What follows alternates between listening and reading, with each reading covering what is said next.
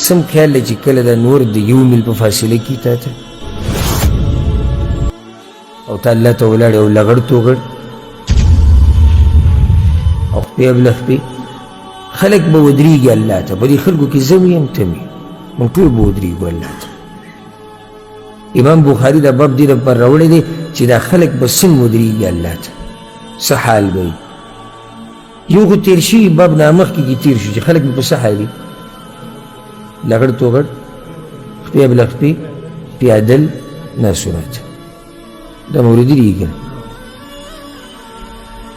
وقال ابن عباس رضي الله عنهما وعبد الله بن عباس بوي وتقطعت بهم الأسباب قال الوصولات في الدنيا دا قیامت پورې چې خلک الله ته ودرېږي کنه نو د دوی په منځ کې چې کوم تعلقات دي هغه به ختم شي وتقطعت بهم الأسباب آخرت کې به اسباب او تعلقات ټول څه شي ختم بشي نو که ته به چا پورې نښتې چې دا جي پلانې دی او دا جي علانې دی او دا زمونږ د دې دومره ګټه واسطه ده او دا مالداره دی او دا په تاڼه کې دی او دا په حکومت کې دی او دا په اداره کې دی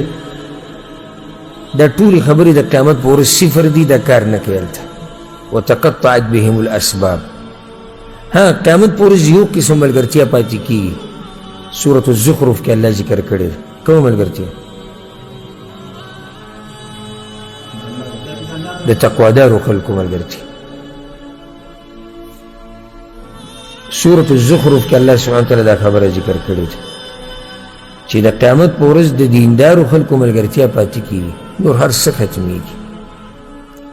نو امام بخاري رحمه الله د عبدالله بن عباس رضی الله عنهما دا قول دلته دې لپاره راوړی دی تا ته دا وایي چې کله خلک الله ته ودرېږي نو دوی په منځ کې چې کوم تعلقات دي هغه به ټول ختم شي بیا حدیث راوړی دی عن ابن عمر رضی الله عنهما عبدالله بن عمر وایي عن النبي صلى الله عليه وسلم قال پیغمبر صلی الله علیه وسلم دا خبره کړې ده یوم یقوم الناس لرب العالمین پیغمبر دا آیت وی چې خلک به د قیامت په ورځ ودرېږي رب العالمین ته بیا وی یقوم احدهم في رشحه الى انصاف اذنيه د قیامت په ورځ به یو کس ولاړي الله ته په خپلو خولو کې به دومره ډوبي چې دا خولې به یې غوږونو ته رسېدلي هلته بل حدیث کې دا راځي چې د قیامت په ورځ به دا نور د یو میل په فاصله کې وي بیا دې کې هم د راوي شک دی چې دا یو میل چې پیغمبر صلی الله علیه وسلم ذکر کړی دی آیا دا دغه میل دی دا کوم چې د خلکو منځ کې مشهور دی دا سفر دپاره چې استعمالېږي که نه میل دغه ته هم وایي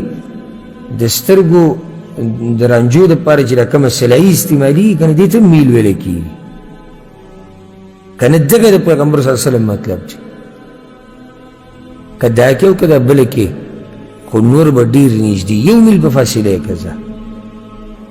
اوس زمونږ نه په زرګاو په لکاو میلونو زمونږ نه لرې دی دا نور او چې کله راښکاره شي نو دا سرمن راله وسېږي په کورونو کې ترې پټېږو د ونو لاندې ترې پټېږو کله عیسیان لګو کله پنکې لګو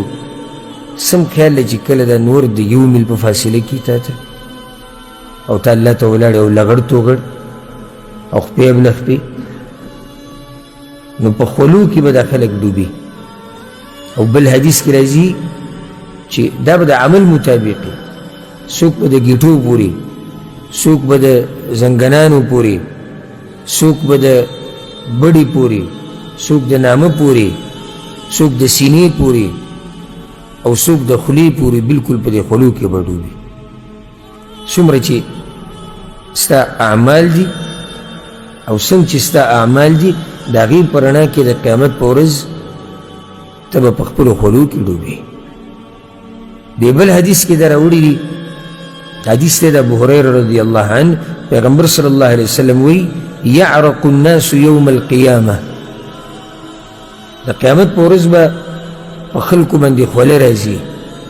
حتى يذهب عرقهم في الارض 70 ذراعا دومره خوله به تځي